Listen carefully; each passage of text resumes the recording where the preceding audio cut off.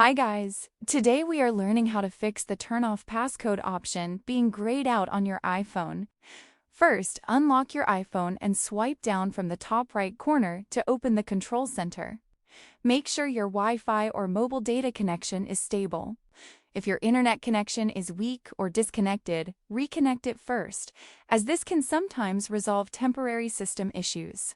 If the issue is still there, go back to the home screen and open the Settings app. This is where you'll find the system settings that may be preventing the passcode option from being changed. Inside Settings, scroll down until you find Screen Time and tap on it. Screen time includes restrictions that can sometimes disable certain security settings on your iPhone. Now, scroll through the screen time options and tap Content and Privacy Restrictions. This section controls restrictions that may prevent changes to your passcode settings. If content and privacy restrictions are turned on, disable them and then check whether the turn off passcode option is available again.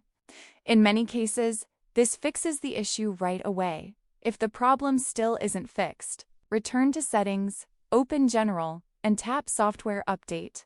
If a new iOS update is available, install it, because software updates often fix system bugs and settings issues. After updating your iPhone, restart the device. Once it turns back on, check the passcode settings again.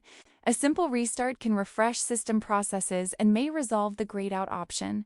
And that's how you can fix the turn off passcode option if it's grayed out on your iPhone. If this tutorial helped you, don't forget to subscribe and leave a comment below. Thanks for watching, and I'll see you in the next tutorial.